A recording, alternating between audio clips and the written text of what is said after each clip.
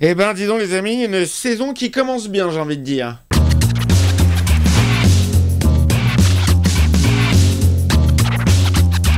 Hey, salut tout le monde, c'est Miko, j'espère que vous êtes en forme. Bienvenue dans cette nouvelle saison de Better Call Saul que je m'apprête à attaquer.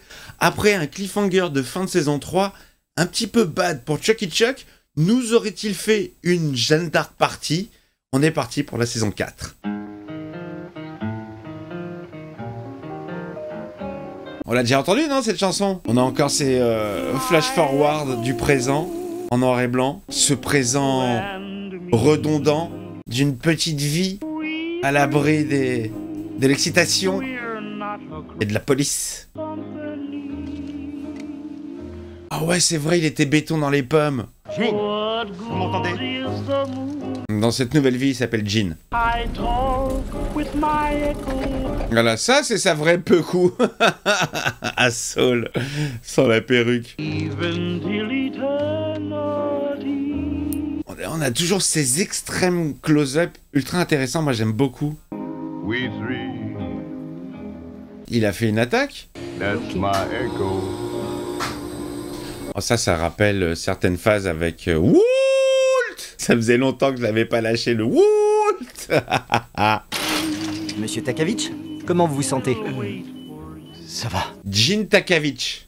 Tous vos résultats sont corrects. C'est de l'angoisse? Donc rien de grave. Fausse alerte. C'est une crise d'angoisse. Oh, regarde, il ressemble à rien, le pauvre. On dirait Flanders avec une calvitie. J'ai commandé un taxi. Oh, mais ça prendra que 2 minutes. Allez, sors tes faux papiers. Voilà. Merci. Monsieur Takavitch.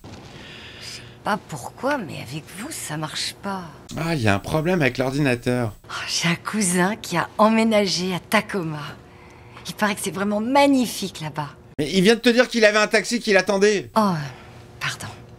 Votre taxi attend. Oh là là là là. Pardon. J'ai tapé la lettre O à la place du 0. Oh, nunuche. Ah, et voilà. Ouais, ça fonctionne maintenant. Elle est débile, hein. Désolée. Je comprends pourquoi elle n'est qu'à l'accueil. La méchanceté totalement gratuite. Voilà, tu l'as fait perdre 3 minutes. Attendez. Oh, c'est pas fini. Votre permis. Elle est nunuche à mort, elle, hein. J'aime bien les plans caméra fixée sur le véhicule.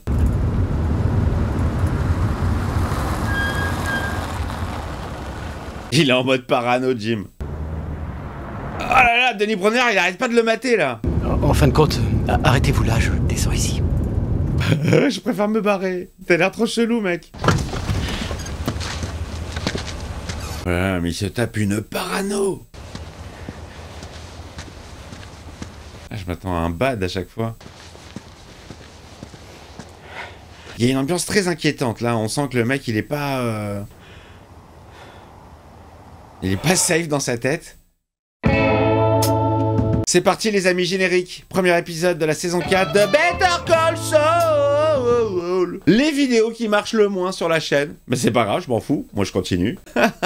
C'est vous qui ratez, hein. Je crois que ça marche même moins bien que Star Trek, c'est pour dire. V'là le banger. Oh putain, Chuck. Oh, Chuck. Oh, c'est bien foutu, ça. Hein. Oh, c'est joli, même. Oh, la transition jusqu'à chez Jimmy et Kim. Oh, c'était joliment fait. C'était très joli. Oh, la pauvre Kim, elle est encore bien estropiée, là.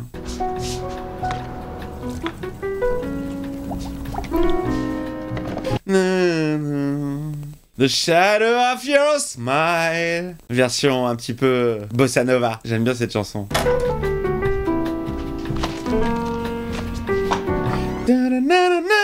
J'adore cette chanson.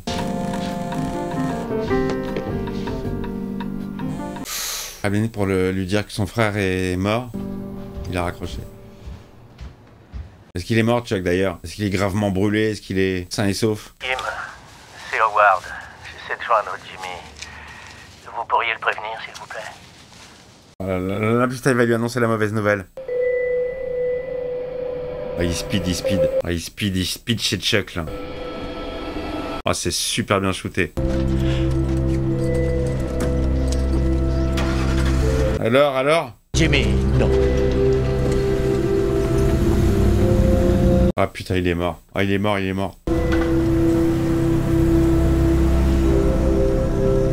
Ah, il s'est tué, quoi. Oh, putain, merde. Ah, il reste... Oh, putain. Non, je pensais pas ça. Ah, putain, le bad, le pauvre. Ça aurait commencé dans le salon. Apparemment, une lanterne serait tombée sur le sol. Et ensuite... Ouais, ça s'est propagé. Ah, c'est horrible. Je l'avais vu il y a 5 jours. Il écoutait un disque de jazz. Les lumières étaient allumées chez lui.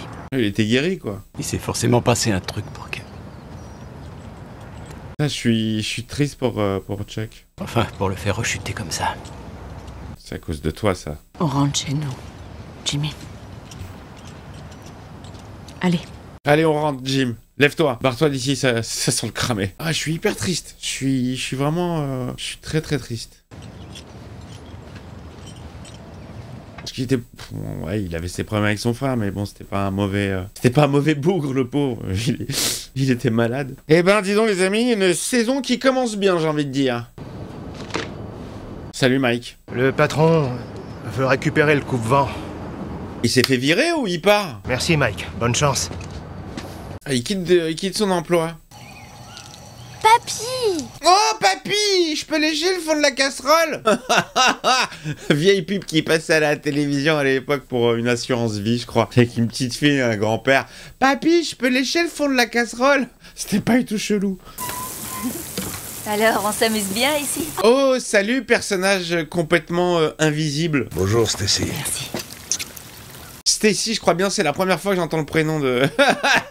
de la meuf du fils de Mike. Il a bien recyclé le tuyau troué pour faire la herse.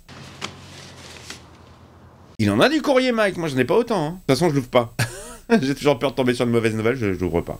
Non, je plaisante. Bien sûr, j'ouvre, mais pas tout de suite. Ah, Madrigal, premier chèque, premier paiement.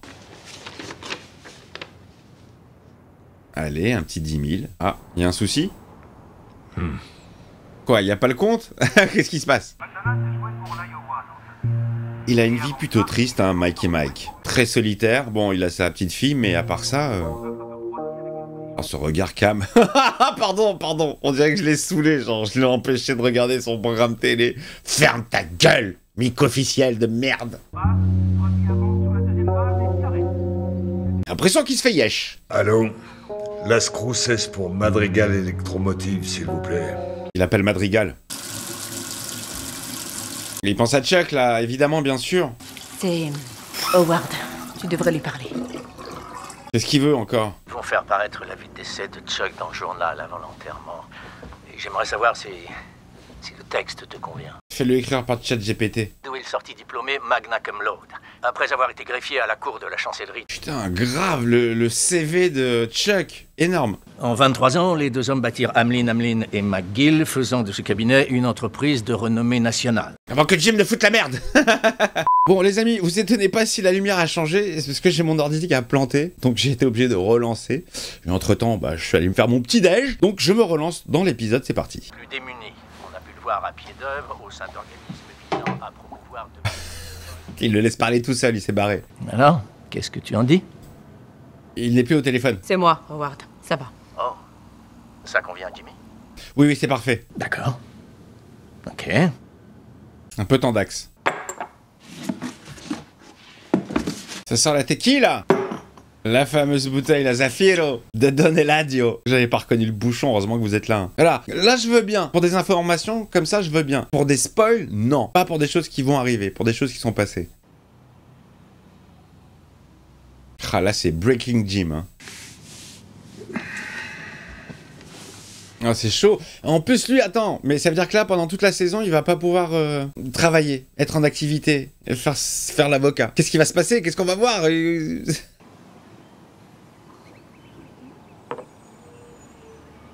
Putain, il est énorme ce plan. Pour que ce plan fonctionne, il faut vraiment que l'acteur ne bouge pas d'un poil, qu'il même limite qu'il arrête de respirer.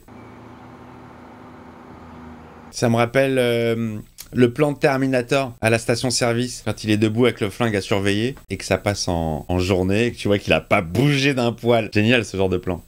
Il prenait ça. Merci. Oh, yes, putain, yes! Là, pendant un instant, j'ai cru que c'était le flashback qui était devenu en couleur. Nacho, Nacho! Elle est pour toi, celle-là, Lily Taylor. Kiff! Ah, j'avais promis. Il connaît son petit manège ou pas? Est-ce que Gus a repéré le petit manège de Nacho? Allez, va jeter les preuves, vite, vite, va te débarrasser des preuves. Nachito! Juan Bolsa veut te voir. Oups. Il y a des phases dans cette série qui ont un effet tellement soporifique sur ma personne, les amis, c'est un truc de barge. Petit plan à la grue, plutôt joli. Allez, balance les cachetons, Nacho. Bye bye les tic-tac. La musique là, elle fait très X-Files, je trouve. Oh, il se fait surveiller, hein. Oh putain, Victor, le nettoyeur. Ah, mais tout le monde place des mouchards sur tout le monde. Qu'est-ce qui se passe? Il a encore déraillé. C'est relou ça quand ça se passait. Je me souviens, ça arrivait des fois avec mon vélo. Et voilà, c'est réparé. D'accord. D'accord. Merci, papa. Le faux Walter White. Bonjour, je suis Walter Blanc. Bon alors, qui est ce personnage? Pourquoi on s'attarde sur lui? Oh mince, plus de batterie. Prévenir Monsieur Glynn que je serai en retard. Je vais sûrement rater la réunion. C'est qui ce mec? Non, non, non, un problème de voiture. A priori, c'est la batterie. J'avais dit, c'est la batterie.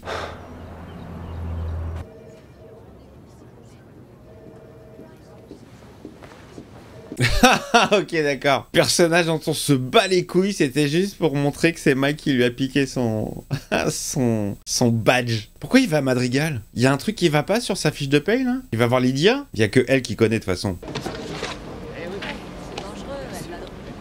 Et le mec, il est comme chez lui, hein.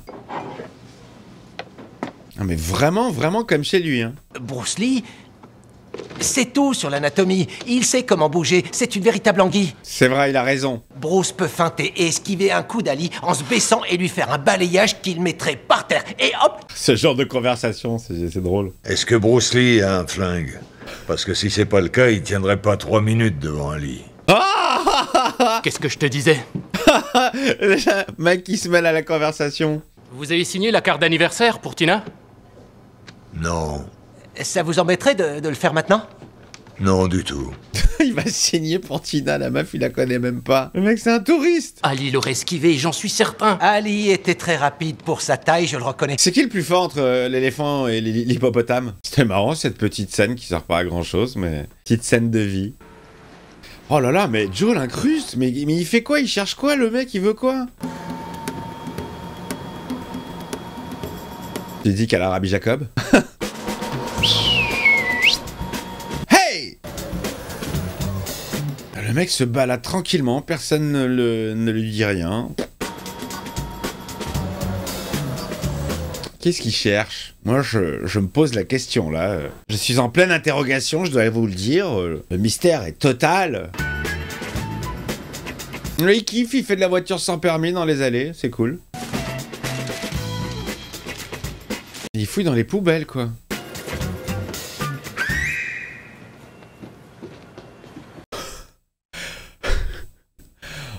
Oh, le patron, quoi.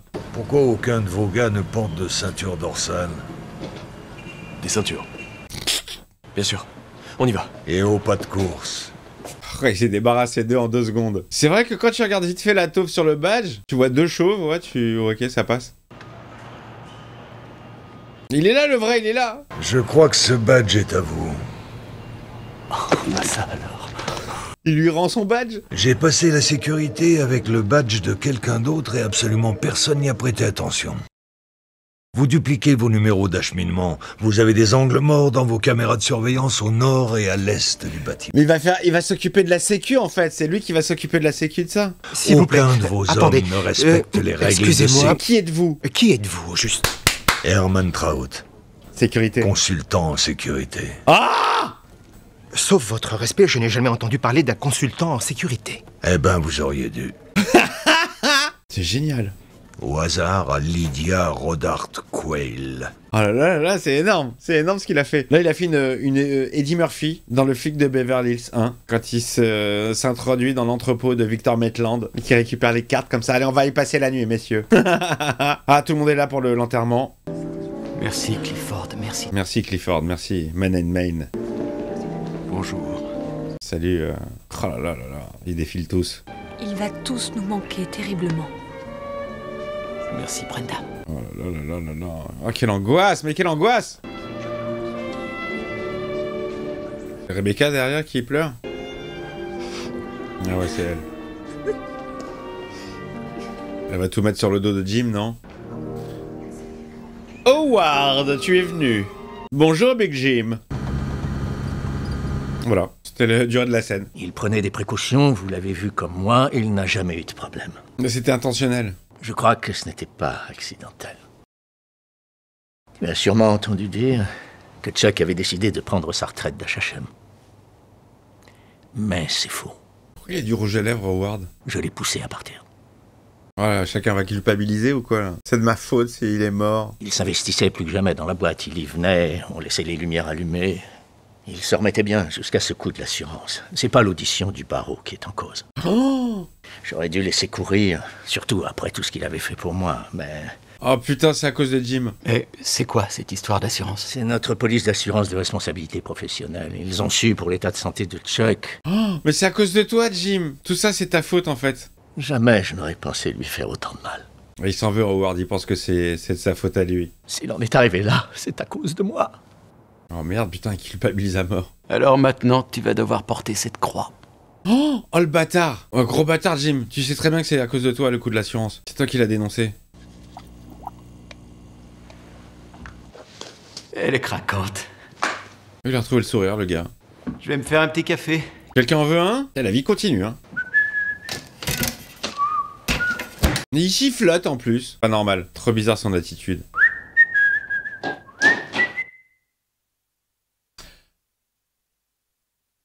Voilà, c'est ce qui s'appelle une fin à la Better Call Saul, les amis. Fin du premier épisode de la saison 4. Encore des moments très énergiques. Écoutez, je pense que pour mes prochaines insomnies, je saurai quoi mettre en fond. Voilà.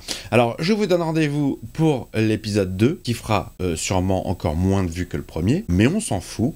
Je veux aller jusqu'au bout de cette histoire, et je veux arriver au moment où le noir et blanc va passer en couleur, et on va connaître la vie actuelle de Jimmy Jim, en passant par sa phase de Better Call Saul, je la veux. J'espère qu'elle existe. Je vous embrasse. Le petit commentaire, le pouce, l'abonnement si c'est pas fait, et je vous dis à très vite.